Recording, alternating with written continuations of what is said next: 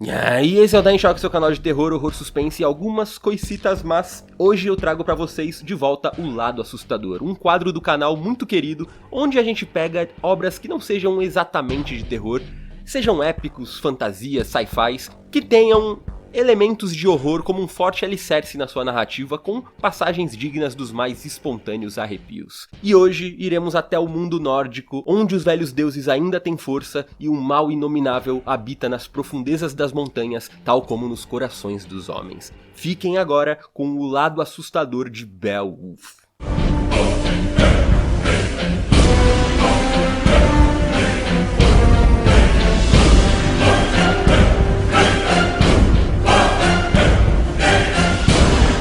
O conto anglo-saxão de Beowulf é um dos mais importantes poemas dessa cultura, tendo sido transmitido oralmente de geração em geração até ser registrado por escrito, o que acredita-se que aconteceu entre os séculos 8 e 11.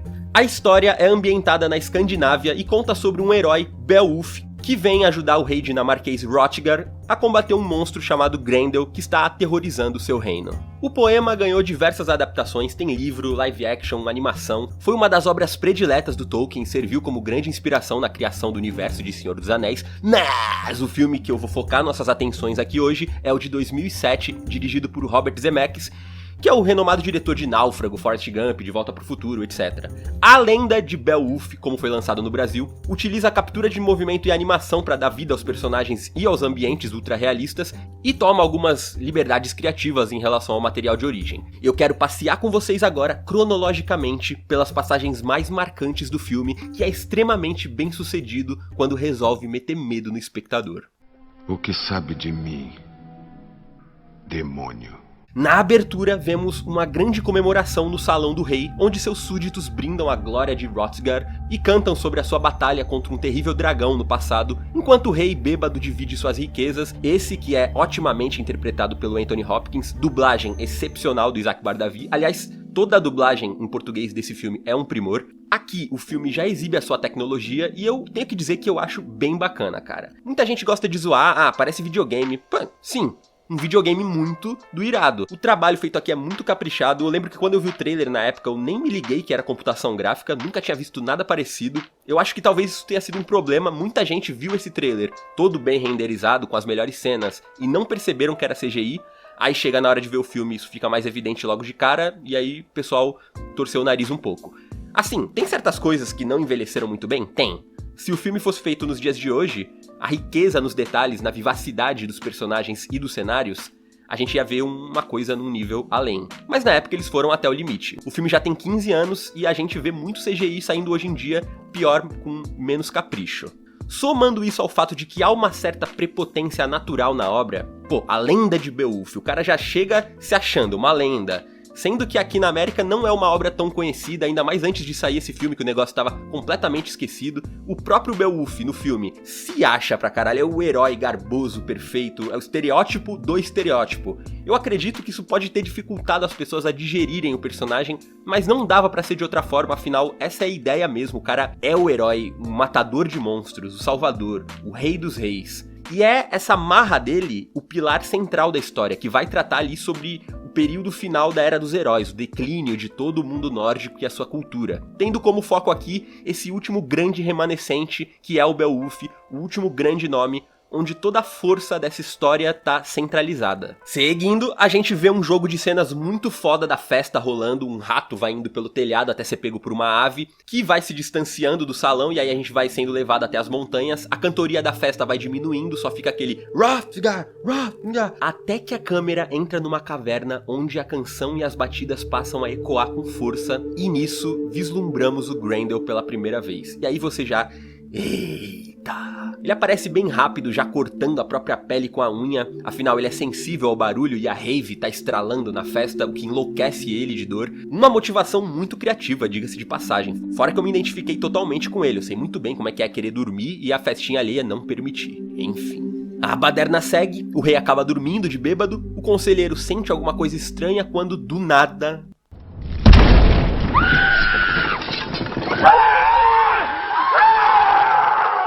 O Grendel arromba a porta e começa uma chacina, toda alegria se transforma em horror, é sangue, tripa, grito de mulher, o fogo no salão se transforma, fica azul, tudo meio escuro, só aquela labareda. O que não é explicado, e eu gosto disso, é uma liberdade artística do sobrenatural ali se manifestando na presença do filho do demônio, até meio Clock Tower o negócio. Nossa, será que vai ter algum vídeo que eu vou conseguir não citar Clock Tower? Depois de tocar o terror, o Grendel vai até o Hrothgar, que tá chamando ele pra treta, e aí a gente já tem uma visão melhor da criatura. Que design foda, maluco. O Grendel é bizonho. Parece que saiu de Silent Hill. Um humanoide de 3 metros de altura, deformado, grotesco, com a pele escamosa, uma mandíbula torta. Eles acertaram muito no visual dele, podia muito bem ter caído num clichê ali do monstrengo, um ogro, e o que a gente vê aqui é a própria visão do inferno. Quando ele se aproxima do Hrothgar, ele se recusa a matar o rei, fica encarando ele um tempo, e aí você já fica, aí tem coisa. Ele sai gritando enlouquecidamente e vai embora. Vemos uma cena bem cabulosa do Grendel voltando pra caverna, e é quando a gente ouve uma voz feminina, sua mãe, dando uma bronca nele por ter matado homens. Essa parte arrepia o Grendel igual um pet. Olha, mãe, homens. Como se fosse um cachorro trazendo um rato de troféu pro dono. E é muito legal o jeito que eles falam. Que tu fizeste, Grendel? Homens fizeram alarde! E aí já corta pra manhã seguinte, aquele clima cinza no salão, tudo fedendo a morte. O Hrothgar decide banir as festividades do reino para evitar novos massacres e diz que eles precisam agora de um herói. Surge o Beowulf no filme, um típico a mão da porra que logo atrai a atenção da jovem rainha. Ele assume o BO e diz pro Hrothgar reabrir o salão que ele vai matar o monstro. Os preparativos são feitos, a galera do Beowulf começa a zoar alto, não tarda, até que o menino Grendel reaparece e começa o fight. O careca, aliás, bem corajoso, vai com tudo, enterra a espada na cabeça do Grendel, que se mostra duro igual ferro, enquanto começa a escorrer um líquido meio alaranjado, parece até aquele molho 3 em 1. Nosso Kratos da Shopee encontra um fim trágico quando o Grendel resolve comer a sua cabeça, uma cena macabra e suculenta. O Beowulf peladão olhando incrédulo enquanto o Grendel mastiga a cabeça do cara, resolve entrar na brincadeira e enfrentar o Grendel na porrada, e a sequência final daqui em diante vai mais pra ação, com o Beowulf escalando e fazendo estratégias pra vencer o monstro, mas ainda assim termina de um jeito bem intenso quando o Grendel fica com o braço preso na porta e pergunta: "Quem és tu?" E aí o Beowulf dá aquele discurso espartano até fechar a porta com tudo e arranca o braço do Grendel, que vai embora dali chorando e moribundo.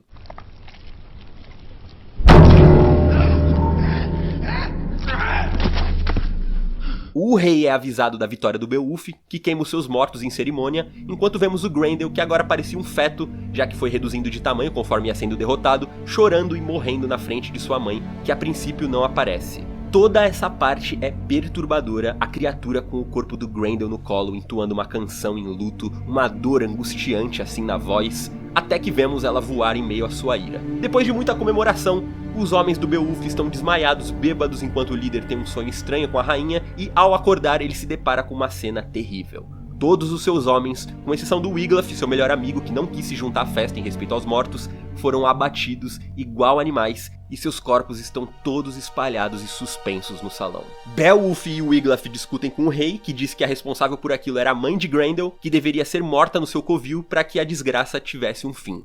E lá vai o Beowulf até a caverna para matar a mãe monstro, mas quando ele chega lá, as coisas não saem como esperado. Enquanto no conto original ele mergulha no lago cheio de serpentes até o covil da monstra e consegue matá-la de fato, aqui o demônio assume a forma de uma mulher muito bonita e propõe um trato com o herói. Se ele fizer amor com ela e lhe der um filho, ela o transformará no maior rei que a história já viu, com uma condição: que a taça de ouro em forma de dragão que o Beowulf havia levado até lá permanecesse no domínio da besta para sempre. Enquanto esse tesouro ficasse lá, nada de ruim aconteceria. É uma parte sinistra acompanhada de uma trilha sonora muito zica que transmite todo o misto de emoções que o Beowulf tá sentindo: desconfiança, desejo, ganância, temor, curiosidade. O Beowulf se deixa seduzir, volta pro reino e diz que havia matado a mãe do Grendel, pro delírio da plateia. O Hrothgar, que já havia estado na mesma situação que ele no passado, afinal ele era o pai do Grendel e essa bola já tinha sido cantada na cena em que o Beowulf pergunta se teria que matar o pai do monstro também. O pai de Grendel não fará mal a ninguém.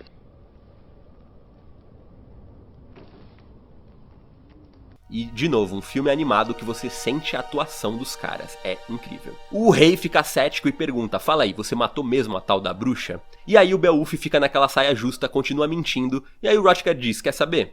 minha parte já tá feita, vou pegar meu rumo. Ele declara Beowulf o novo rei, pro choque de todos, e se joga do penhasco. Ocorre uma passagem no tempo e vemos um Beowulf envelhecido que já expandiu seu reino de uma forma inimaginável, massacrando todos os seus inimigos, como prometido pela demônio. E adiantando um pouco, Caim, o escravo do conselheiro, tenta fugir e acaba sendo pego nos pântanos e traz consigo a taça de ouro de volta pro salão. O reino é atacado então por um novo e misterioso inimigo que devasta parte da vila com fogo, como um recado pro Beowulf de que a hora do acerto de contas estava chegando.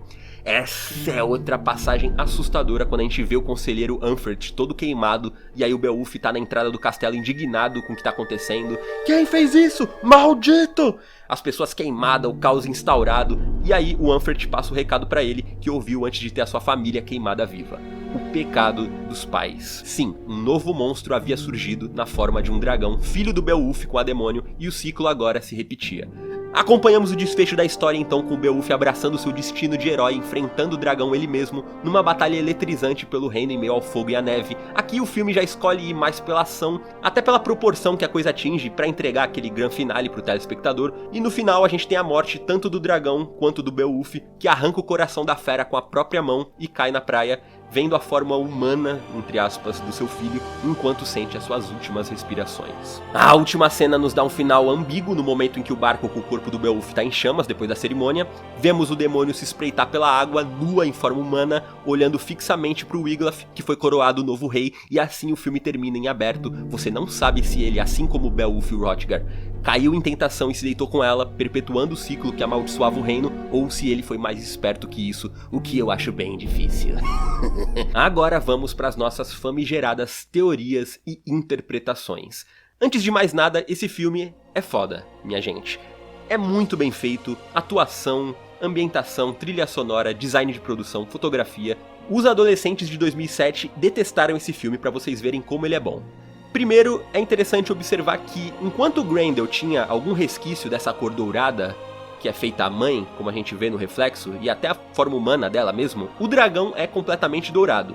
E eu fiquei refletindo se essa cor dourada não seria uma maneira de representar o glamour, a altivez, a essência da glória no coração do pai, sendo o Beowulf o herói perfeito, e por isso seu filho havia saído a uma imagem perfeita, o dragão dourado, e o Hrothgar já é um herói mais falho, mais humano, mais caído, por assim dizer. E por isso o Grendel tinha saído daquela forma monstruosa, com um pouco dourado em si, ainda que tivesse alguma coisa ali, porém pouco. Mas aí é teoria minha. Meu glamour! No poema original não existe uma descrição precisa da aparência do Grendel. O que é dito sobre ele basicamente é que ele é um demônio da linhagem de Caim, ou seja, uma linhagem amaldiçoada, de onde só surgiram criaturas vis e coisas ruins no mundo. Aqui, a sua mãe é apresentada da mesma forma, uma ogra feroz, ainda pior e mais forte que o filho, que era pura maldade e busca vingança quando o filho é morto pelo Beowulf. Ela é morta pelo Beowulf também, não existe o lance do pacto sexual, do Hrothgar ser pai do Grendel, nem nada disso. O que me faz pensar se a intenção dos roteiristas no filme não seria, tipo, encurtar essa linhagem. Em vez do Grendel e a sua mãe serem descendentes de Caim, que seria o demônio original, na verdade a própria mãe do Grendel no filme já transcende tudo isso, sendo ela própria o demônio original, talvez o próprio diabo, Lúcifer, ou Lilith, já que ela representa ali um mal feminino, a tentação e a luxúria, porque nada é explicado sobre ela, é simplesmente o desconhecido, a perdição dos homens.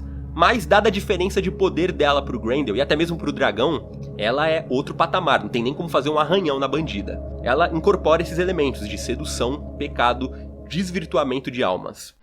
Homens, Grendel, mataram tantos da nossa espécie. Segundo a teoria, ela é a própria personificação da corrupção. Vem comigo. Ao perder o filho, ela cai em uma busca cega por retaliação e vingança. A beleza hipnotizante do monstro seria a tentação que leva os homens a se entregarem para o mal, e o contraste entre uma mãe protetora e um monstro assassino indicaria que a corrupção pode surgir dos lugares mais improváveis quando a dor e a ira dominam um coração. A intenção dela para punir o algoz do seu filho não é simplesmente matar, é dominar, colocar um tabuleiro e brincar com ele, torturar para depois sim a morte. Assim, o Beowulf como um herói é convocado a enfrentar não apenas um monstro físico, mas também uma força interna que desafia a própria essência da humanidade. E por fim, e essa é bastante levantada pelos estudiosos da obra, a mãe de Grendel é uma metáfora para o paganismo. uma vez que essa temática da fé cristã dominando o mundo até chegar na Escandinávia é abordada ainda que como pano de fundo no filme. Quando ela morre, como acontece no poema, acaba a Era dos Heróis, dos monstros, dos deuses, dando lugar ao monoteísmo cristão. Já no filme, com ela sendo aparentemente imortal, uma personificação da magia, a gente pode interpretar que é uma forma deles dizerem